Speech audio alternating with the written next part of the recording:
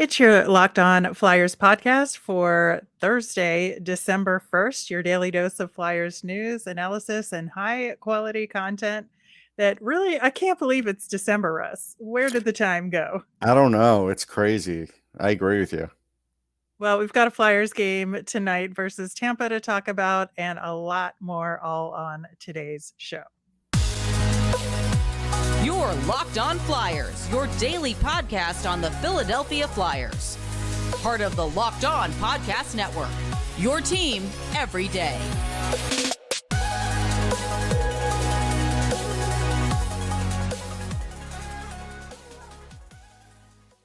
Hi there, I am Rachel Donner. You can find me on Twitter at rmiriam. I'm here as always with prospect expert Russ Cohen, who is on Twitter at Sportsology. Thanks for making us your first listen every day. You can follow the show on Twitter or Instagram at Locked On Flyers. That's where we post about our latest episodes and Flyers news. You can also email the show at lockedonflyers@gmail.com. On today's show, we are going to preview tonight's matchup against the Tampa Bay Lightning. We've got some news and some interesting lines from practice to talk about. And then we're going to wrap up with a prospect profile on Flyers draftee Alex Bump, who is off to a good start this season. Locked On Flyers is free and available on Apple Podcasts, Spotify, Odyssey, wherever you are listening. So subscribe. You'll get all of our episodes here on the Locked On Podcast Network. Plus, we're over on YouTube. So subscribe there as well. Russ, no sign of Tony DeAngelo on the ice at practice. So it appears like he probably won't be in the lineup tonight. Yeah, I just don't feel like he's going to be. Um, there's always last minute things that could happen, but usually you have to practice a certain amount of time to get games in with Torts. So I'm gonna say right Mhm. now it looks like he's out, but we'll see. Yeah, I was thinking just because he's been out due likely to that fight he got into, although you never know until they tell you exactly. But and then there was the continued fighting versus the Islanders in the Hmm. second half of that home and home, and just got me thinking about penalty minutes overall. And lo and behold, the Philadelphia Flyers have the most penalty minutes and most penalty minutes taken by their opponents. It's very close. It's 263 and 261. Well, I mean, you want to be on the other side of that ledger where you're getting more from the opponent than you're giving. And they're not even trying on that. It's like, I feel like there's very few times now with this team that we're seeing them cycling the puck or controlling the puck so well that they get a penalty. Once in a blue moon. It used to be more. Well, I mean, it is pretty even there. So, from a glass half full approach, even though they're getting into a lot of fights and they are, taking penalties, at least they're drawing enough to match that it's not so far askew in the other direction that that's a huge, huge problem. I mean, it is a problem, but I Yeah, feel like, there is a little bit of a glass half full here. that's fine. You could look at it that way. We'll see if the penalty minute trend continues as the season progresses into December. Speaking of starting off December, we had some really fascinating lines at practice yesterday. And I think that in the past, when kind of crazy lines would pop up, especially recently with Alan Vigneault and Mike Yeo, they were just like in desperation mode, like using a Right. dartboard or like a bingo ball puller to like figure out what the lines are. There appears to be, you could look at these lines that way, but also I think there's a weird method to the madness here that I wanna talk about.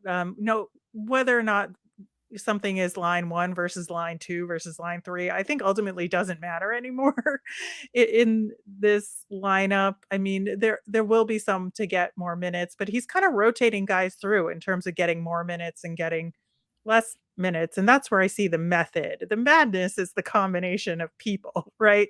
Where you Yeah. have Noah Cates, again, going back to center from wing. Lawton is on the wing when they could be using him at center, but Lawton, Cates, and McEwen as a line, I don't know, man. I don't like it. I mean, so how's that going to match up against Point, Kucherov, and Hagel? Just Yeah, ask him for a friend. I know. And then, you have Joel Farabee and Kevin Hayes centered by Sedlak, which I think, if you're going to keep Kevin Hayes out on the wing, that's as good a line as any with the personnel the Flyers have. But I just, I don't know if he's trying to like split up the guys that can produce or clump them all together in order to at least have one line. Like it's unclear what he's doing here on that front. Well, I think I have an answer to what he's doing. Like their second line could be Nick Paul, Alex Killorn, Steven Stamkos. Like Nick Mhm. Paul's really good on faceoff. Sedlak's okay. Like that to me, that's a little bit of a mismatch. What I think Torts is trying to do here, which I'm not in favor of, is he's basically like, okay, every line now is going to have one of those guys that I like for their physical and forechecking play. And my problem with doing that against Tampa is they've got too much speed and skill to do that on every line. And they're going to get guys that get trapped behind the play, like a McEwen. Like that's, I see that happening in the game, and that's no slight to Zach. He should never be on the first line. It's just the way it is. Third line, if they use Nemestikov, Colton, and Corey Perry, like I get that they have Delorier there because he's like the veteran, but Right. that could be a real mismatch too with Frost, Tippett, and Delorier against those guys. Like that could be a real mismatch. And then, fourth lines are fine. Pierre-Edouard Bellemare are probably going to be good for at least a point just because. But Right. Pat Maroon, like, again, are they going to start up with Pat Maroon? I don't know. But if they do, it's kind of like, what's the point? Hopefully not 3 seconds into a game. I hope that's not a trend now because, Torts is the one with the history from that, starting guys to start with fights and then yelling. They were showing video of that last game back when he was with the Rangers, and then he did it again. I don't think he's going to do that this game, but I'm just saying Tampa can play it all ways. They have everything set for them. They're faster. So honestly, you could try and slow them down with the forecheck and everything else. Some of those guys you can't slow down that way. Some of those guys you actually have to beat them to the puck. Yeah, I think with this third and fourth line, third line with Frost, Delorier, and Tippett, I think it's going to really behoove Tippett to play his best because I Yes. think he's going to be the guy that they have to chase, right? Mm-hmm. And so he has to kind of draw the attention away in order to prevent them from being successful offensively. And, Corey Perry bugs me a lot, but I feel like he's the kind of guy that would score in this game. But if he's chasing around Owen Tippett, and maybe that leaves Morgan Frost a little bit more Mm-hmm. open to make a play or something, I think that's where I see it maybe working a little bit. One of the things, though, that did confuse me a little bit with these choices is that, Kiefer Bellows is now back on the fourth line with Tanner Lazinski and Max Willman. And, you put Lazinski and Willman there, fine. But like Bellows was just on the top line. I understand it was against the Islanders, his old team. There was some extra motivation there, but he played well. And He so did.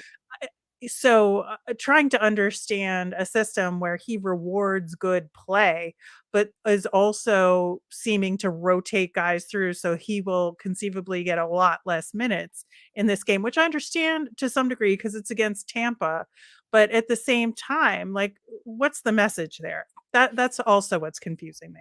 No, I get that. I can't tell you what the message is. I'm not sure, but Bellows would have a chance on the fourth line to maybe have an offensive impact because Tampa's fourth line, aside from Maroon, it's not great. So I think Bellemare is good. I mean, Bellemare is probably going to win his fair share of faceoffs against Lisinski just because of being that wily veteran. But other than that, I don't think they have a huge advantage on the fourth line. But getting back to Frost, I mean, he had a really good game last game, and I felt like he played really good away from the puck, and he had one great scoring chance that was stopped. So him being on the third line with Tippett is great. I think that's a good Yeah, combination. I don't see why Delorier is with them. I just see him slowing them down. I know. I I would know. put Bellows Again, there because Bellows is a better skater than Delorier. That would make sense to me.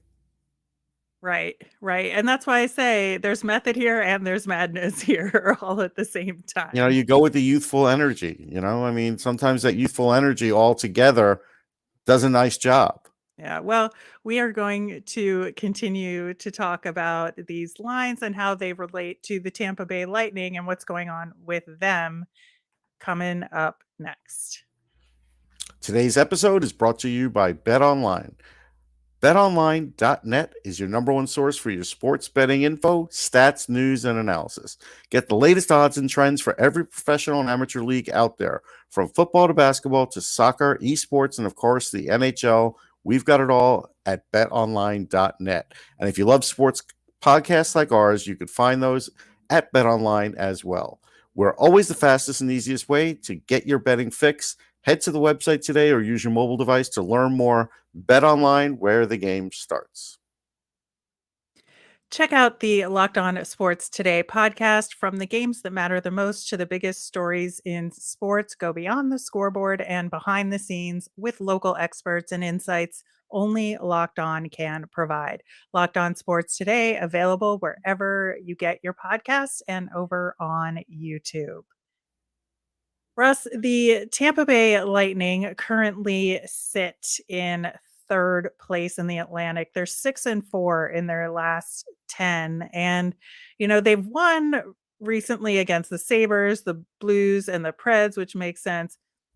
I think the Bruins are getting to them a little bit, especially with that home winning streak the I think they're Bruins getting to are everybody. on. Yeah. Well, yeah, that's true, but especially the Lightning, they played them twice within a week span and lost both games. The most recent one was the Bruins' 13th straight home win to continue that streak, which is absolutely incredible. Yeah.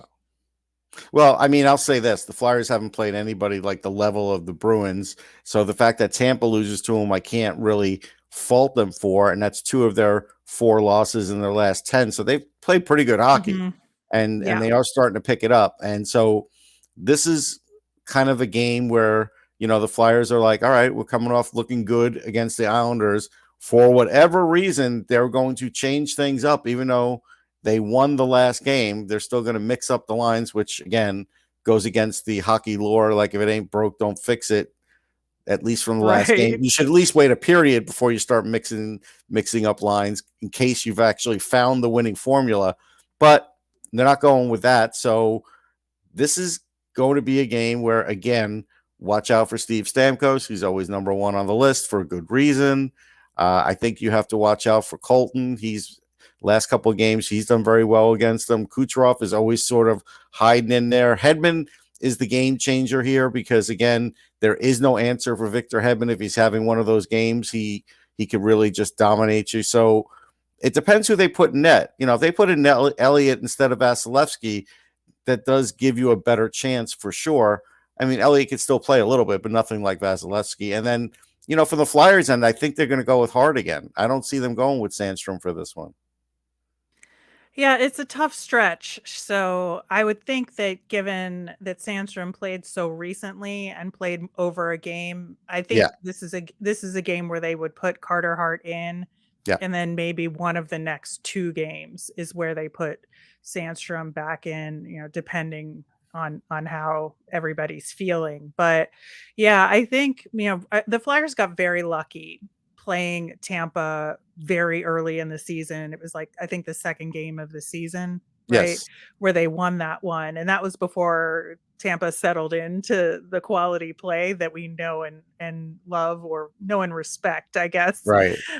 So I think that it's a very different Tampa team that we're facing this time around. And, now at least we have some trends to look at from them, and, potential ways to win. I think, unfortunately, one of the best ways to beat Tampa is scoring on the power play, because they take Right. a lot of bad penalties. I was Mhm. talking about penalties in the first segment, and this is something that, they have a problem with. And that was partially why they lost the most recent game against the Bruins, is they took a bad penalty.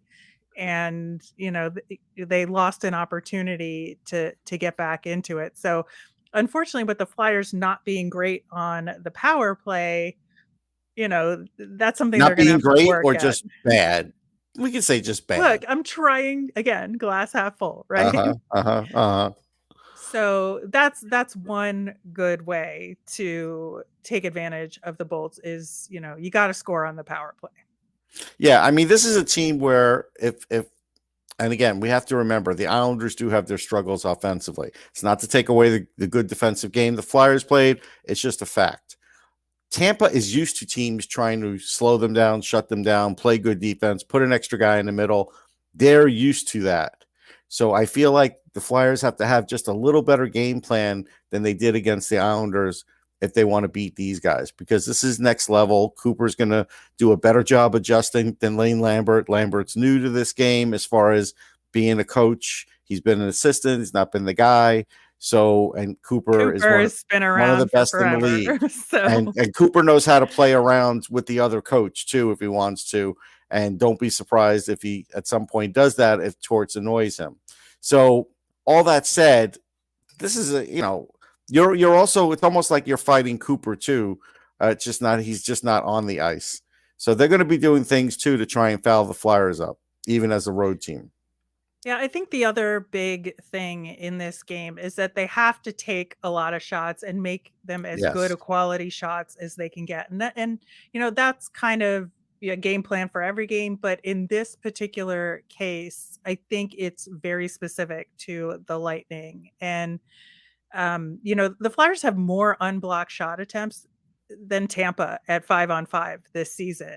And they don't give up a lot of rebounds. And that's why I'm talking about shot quality here. Vasilevsky, obviously, when he's in, he just like doesn't give anything up. So No. when you're choosing your shots for the Flyers in this game, they can't do the banking, they can't do the try and knock it off Vasilevsky if he's Right. in, to try and get that rebound attempt. They have to skate in on the rush and take a quality shot in this game. Yeah, I think in some cases they're going to have to, get a few good passes to find an open guy and take the shot. Because I'm not even sure just taking a good shot is enough. So I think they're going to have to be a little bit more dynamic, nicer word. I'm trying to, follow your lead than they were last game offensively. Right. And I think that's the big difference between the Islanders game and this one is that the Flyers just have to work harder on the offensive side of Yeah. things and work smarter because of, again, just the way that Tampa works. And I think, while they do have good defensemen, I think right now that's the weaker side of their Sure. game. So It it's something is. you just have to take advantage of. But also, no Hedman can play 28 minutes if he has to. Yes, that is also true. I mean, that is something that they, if they have a lead in the third period, Hedman's going to play a lot. Yes, absolutely. So you want to try that, and that's part of the game plan too, right? You want to try and make sure that that's not the case. Exactly. And so that's going to require the Flyers to have really strong breakouts, which is something that Yeah. they have struggled with this season. And, I wonder with those interesting and different line combinations with guys that are less used to playing together, is that going to cause them problems on the breakout and getting rushes going? It could. I mean, I do like when they let Frost have a little ability to create and bring the puck up. But if they don't, Zamula's really good at it, but I just don't think the coaching staff will use him for it. That's the problem. Well, I'm hoping, they give him a little bit more of a shot. I mean, paired with Sealer, you have to think they love Nick Sealer, right? So that Yeah. should give Sealer and Zamula more minutes, It should. ostensibly. It should. But, the bigger question here is if the Flyers do well here, and let's say, Risto does still do well with Provorov, then you do have a little bit of a problem trying to figure out what you want to do next with D'Angelo and with the pairings. It's a good problem to have because if you might have, at this point, you probably would trade a little uneasiness to have a good top pairing because, they haven't had that really this year. Right. But I just keep thinking about Sanheim and Tony D'Angelo together. And to me, that doesn't work. No, I think D'Angelo would have to go to the third pairing. I do. Yeah. which is where he belongs, frankly, on a Right, regular NHL team. But right, at the same time, on this team, I mean, you could still play him on the power play, right? He right. gets the Yeah, of extra course. minutes on special teams. I think, that makes sense. But, and if you balance out that second, third pair in terms of minutes a little bit more than you would otherwise, again, just given the personnel, I think it could work. It's just like, it would be a very weird thing to have him come back in and play on the third pairing. But it could happen. Yeah, I think so too. But I don't know if it'll happen against Tampa. We'll see how that one turns out, and we'll recap it for you tomorrow. But we are going to switch gears coming up next to talk about Flyers draft pick Alex Bump. Russ, I'm excited to talk about Alex Bump again. I just really liked the pick at the time in last year's draft. He was the fifth round pick, 133rd overall. We talked about his career so far in the USHL. He plays for the Omaha Lancers, which have orange and black in their colors. So I feel Hmm. pretty good about that one. And last year, he had 17 points in 27 games played in the regular season. But this year, so far in 19 games played, he has 18 points, 8 goals, and 10 assists. So the scoring is going up for him. Yeah, the scoring's going up. I think he's more under control than when I saw him at the beginning of the year at the Fall Classic. This is why I always like to see guys in progression, because I can figure out what they look like from last year to the start of the year to now. It's nice, and there's nice improvement. Uh, his skating, you see little speed bursts. He hustles well. He's still got to work on his skating overall, but at this level, he's fine for it. So that's good. His wrist shot's got a lot of bite on it. It's good on the power play, so that's good. Penalty kill, he is a bit of an offensive threat on the penalty kill. He should be being a little more physical. His hits are a little down, but that's okay. I mean, I'm not worried about it. He has it in him. So that's one thing. He's winning puck battles, but not as many as you'd like him to win. I think that could get better. Um, the other thing is just he's the fact that he's more under control in the offensive zone is giving him a lot more chances. He could score on wraparounds. He could. He's not that good of a playmaker at the moment. We'll see if that improves too. Hmm. But I do feel like I'm seeing some maturity in him. Yeah, I wonder. He did uh, have 28 penalty minutes so far this season, which is a lot. And so if he's not playing physical, but he's having, taking that many penalties, like, is this a problem or is it just sort of the nature of the USHL? No, I think early on he was probably playing too physical. Like when I saw him at the Fall Classic, and he was getting penalized a lot for it. And I feel like he probably eased up on it a little bit. And so there's Hmm. probably, right now it's probably there's a happy medium for it. That's probably what's happened here. I haven't watched every game, but I've watched a decent amount of videos. So I think that's what's happening with that. And that's just probably his coach saying, reel it in a little bit. Um, but Right. but again, I like what I see in the crease. He could really control things in the crease. He's really got an appetite to be in there, and he's hard to handle because he's got some size and some strength already at that age.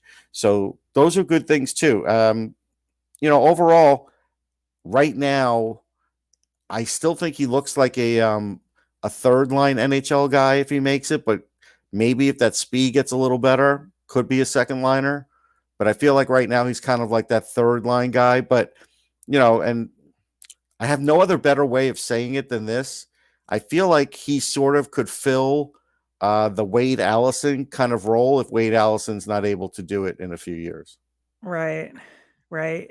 The other question I have is he's going to the University of Vermont next Hmm. fall.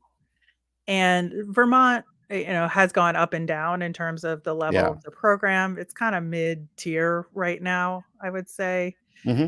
And I just wonder, is he going to get the level of competition and the experience that he needs at a school like Vermont in order to take a step forward and maybe move up a tier amongst prospects?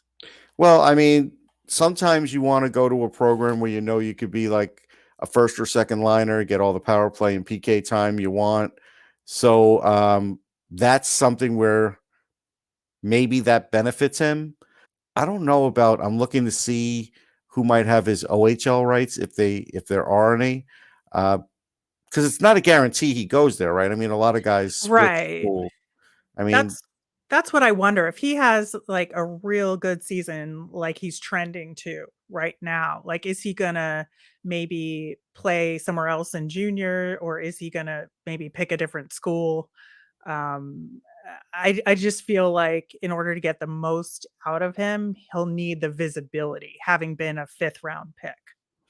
yeah, he could. I mean, it's a possibility, but being a local Minnesota guy going to Minnesota, he probably would have to really work up the ladder. You know what I mean? He wouldn't Right. go there and get instant anything. So I do Yeah, feel or like, Minnesota Duluth or anything, or Duluth, like either same thing. yeah. All the older guys are going to suck up a lot of that. So that's where I could see where Vermont could work for him. And I'm not against it, but I do see your point. I just don't know. And again, not sure if he would ever want to go to the OHL. Um, Sometimes it's good because you get to play more games. It all depends on the type of player, but the USHL plays a fair amount of games, so I don't think that's a bad thing. The only reason I say that maybe he could go the OHL route is, and normally I always say college, but he's already got a fair amount of strength, so I don't think the extra weight room time is necessary for him. I think he'll gain his man strength over the next couple of years because he's already on a good path for that. So it could be you might want to get more games out of him, and that's he's only going to get that the other way. So we'll see if what he decides. But I do think it would be a good discussion for the Flyers to have at the end of the year with him. Yeah, and he did have a good development camp as well. So Yes. I think that he's somebody the Flyers should definitely be focusing on in terms of what is the right path for him. But in the meantime, he is on that Omaha team. It's a little bit of a stretch to watch games there. They're on Flow Hockey, so if you buy Yeah. their package, it's like $150 a year, but you get the ECHL, USHL, a couple other smaller leagues as well. So it's kind of like a little bit of a barrier to entry to watch those games. But if you can, highly suggest it and look at the highlights on the internet as well.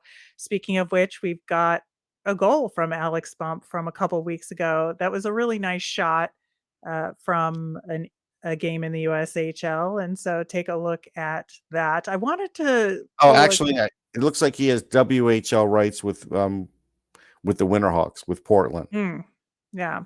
So there you go. So, yeah, so we'll see what happens there. But that'll do it for today's show. We'll be back again tomorrow. We're going to break down the game against Tampa and so much more. As a reminder, we always want to hear from you. So if you have questions, you can email us at lockedonflyers@gmail or send us a tweet or a message on Instagram at lockedonflyers. I'm Rachel. I'm on Twitter at rmiriam. That's RMIRIAM. I'm Russ. I'm at Sportsology, SPORTSOLOGY. Thanks for making Locked On Flyers your first listen today. For your next listen, check out the Locked On Sports Today podcast. It's the biggest stories of the day, plus instant reactions, big game recaps, and their take of the day.